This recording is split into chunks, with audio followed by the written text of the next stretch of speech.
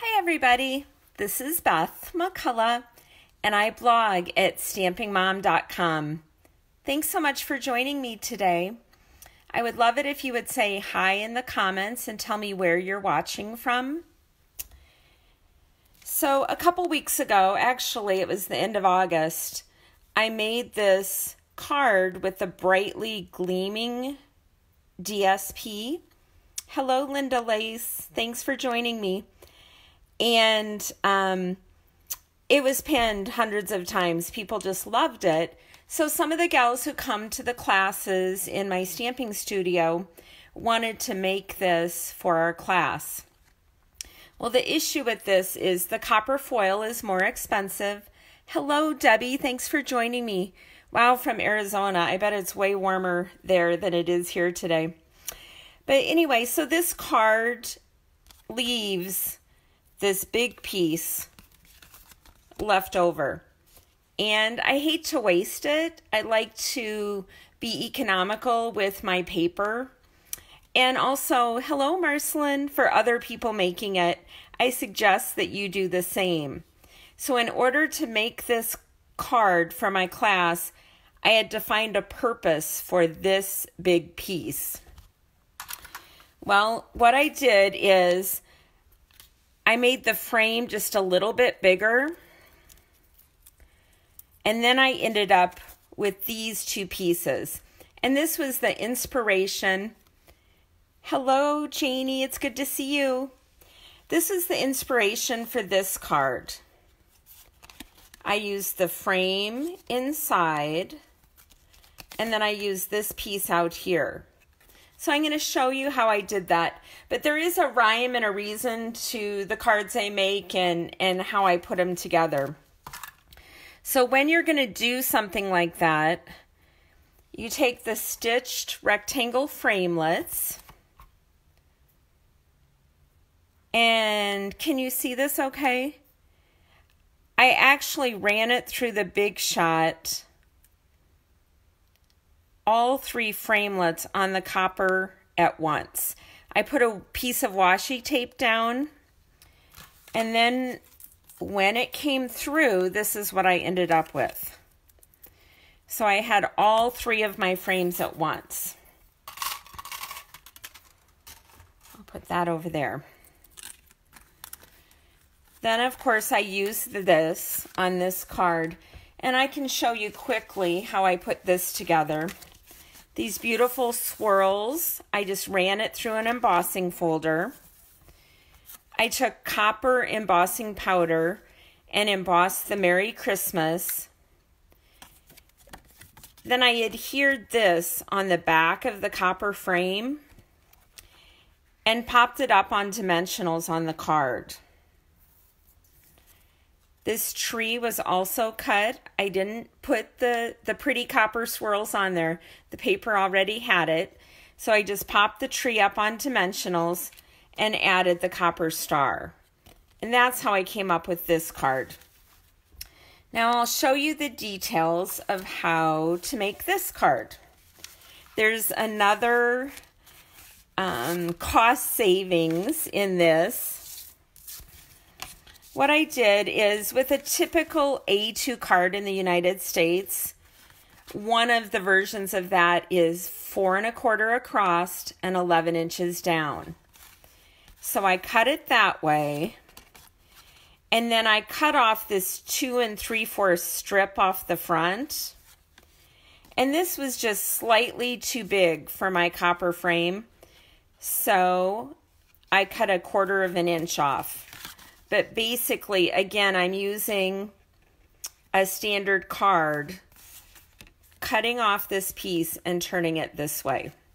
So I'll show you how I did the inside. I cut a piece of cream cardstock. It's 4 by 5 1/4. It's actually called Very Vanilla. And I'm going to adhere this inside the card. I need to go up here so you can see me. If you have any questions, please leave those in the comments. I will put all the dimensions for the different size paper in here also. Okay, I have another tip for you. This is called a silicone craft mat, silicone craft sheet. I'll show it to you in the catalog. It's on page 183 and it's down here in the lower right hand corner. This only costs $6. The number is 127853. Hello, Trisha. Thanks for joining me. And I use this silicone sheet every day.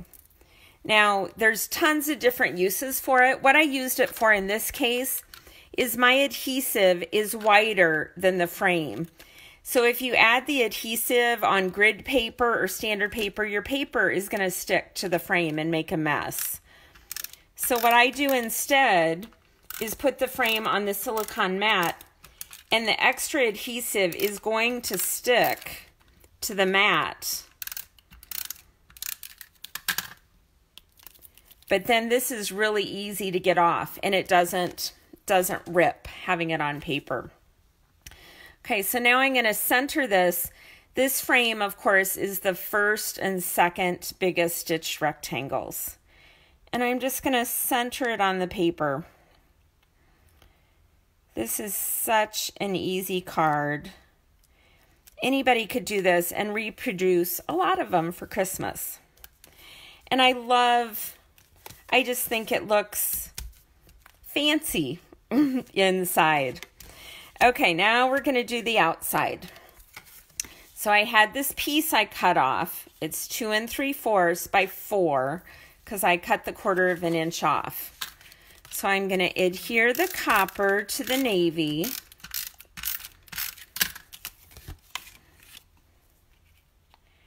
And again, center it on this piece.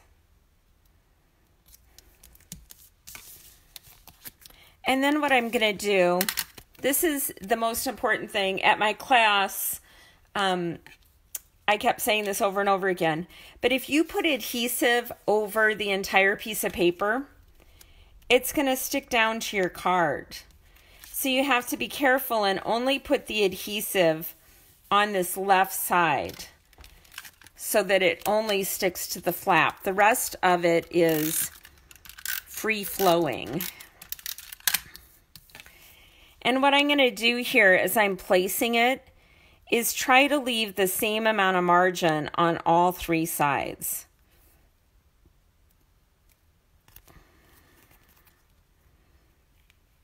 You know, I can see this copper is a little crooked, but that will be a secret between you and I. I bet the person who gets this card won't even notice. So I'm going to apply it here.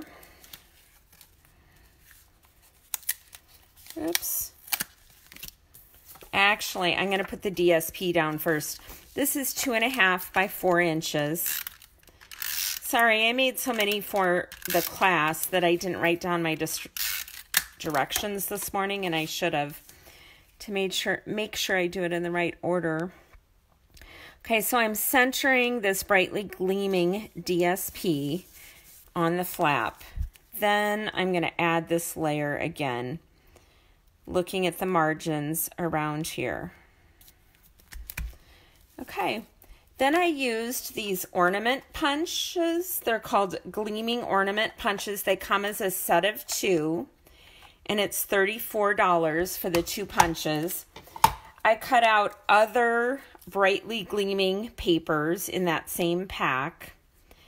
I took 5 inches of the copper trim. This is in the annual catalog. I wrapped it around. There's kind of an indentation, and just tied a knot and cut off the extra.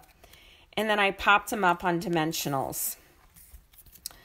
Another thing I did is I took a 1/2 inch piece of the Night and Navy cardstock, and I put it in the triple banner punch. Now it doesn't matter that it's not as big as the punch. All I want it to do is flag it. So I'm going to turn it upside down. And there it makes, can you see that? It makes a perfect flag on the end. Then I use copper embossing powder and emboss the Merry Christmas. When you go to put this on your card,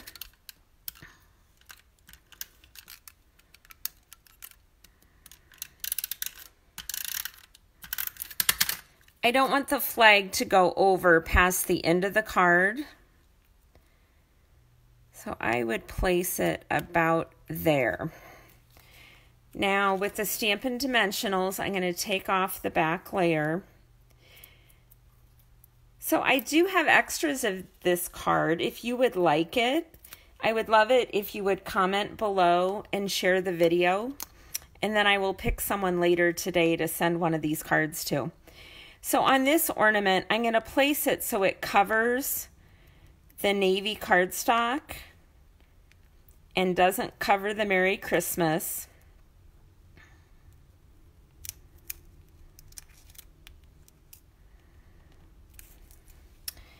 And then I'm going to take the smaller ornament. It also has a Stampin' Dimensional on here. And I'm going to layer that down here. So cute and easy. And doesn't it look fancy with the foil? So now kind of for the price of one card, you're getting two different cards. The Merry Christmas Christmas tree. And then this is the card I made basically with the scraps from this card. So I love it. Do you have any questions? I'd love to answer any questions you have. Also, today is a great day at Stampin' Up! We have a 24-hour sale. It's all day today. 15% on select stamp sets. And as you can see, there's 2.5 pages of stamps on here.